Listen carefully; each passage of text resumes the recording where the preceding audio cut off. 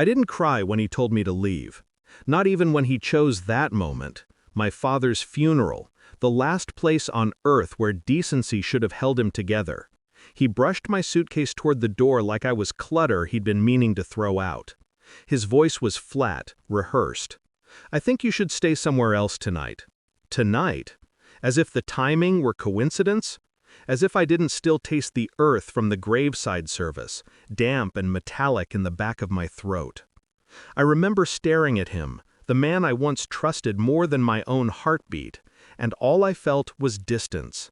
A clean, cold distance, like a surgical cut.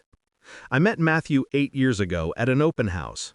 He showed me the master bathroom first, proudly announcing the spa-like acoustics. I laughed at the ridiculous phrase.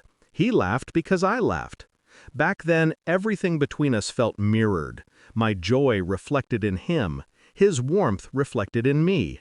He used to hold my hand with both of his, as if one wasn't enough to keep me close. Funny how hands can let go long before the mind allows it. The shift came quietly. A missed call here. A late-night shower there. The faint scent of citrus perfume on his collar. Too bright, too youthful, nothing like mine. At first I excused it. Grief was eating at me as I watched my father deteriorate, and Matthew acted like he was drowning in empathy. But empathy doesn't disappear the moment a body is lowered into the ground. Empathy doesn't text someone else while your wife is reading scripture at the graveside. I saw the message by accident. His phone lit up beside the tissues he'd placed, performatively, on the pew. "Miss you already. Coffee again tomorrow? Same place?" A winking emoji. Cheap. Predictable. My stomach dropped, but something else rose to take its place. Something steady. Something sharp. I didn't confront him. Not yet.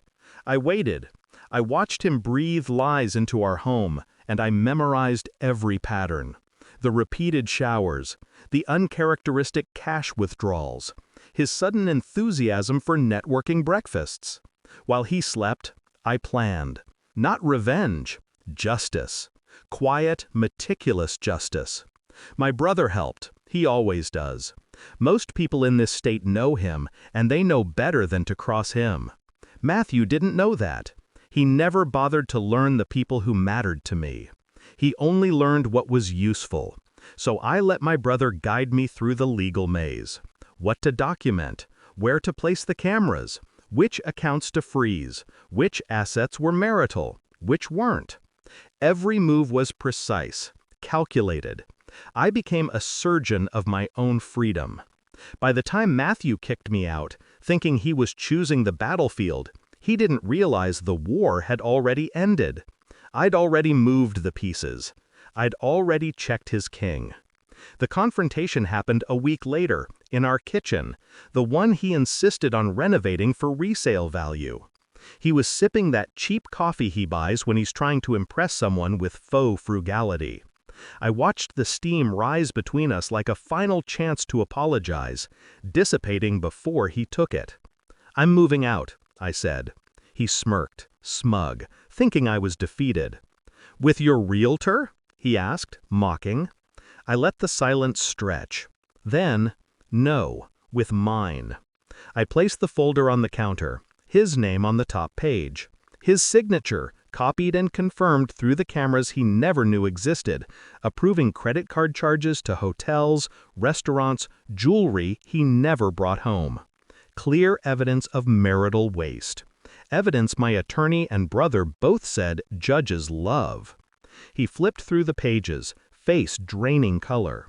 I watched realization crawl up his spine like a cold hand. How did you? "You shouldn't have kicked me out," I said softly. "Not on that day. Not like that." He opened his mouth, but I cut him off. "And before you ask, yes, the house stays with me. The accounts? Frozen. The car? Mine. The lawyer you thought you hired? Conflict of interest. He represents me now." He staggered back. "Your brother, he's—" I nodded. "The one you didn't bother to meet? The one everyone else fears? Yes, that one." He finally understood.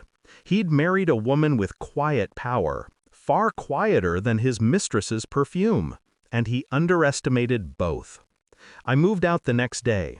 My realtor, handed me the keys to a condo with a view my father would have loved.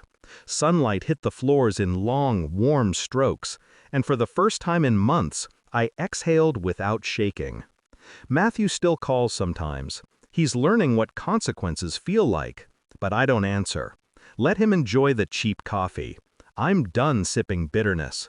My cup is finally full.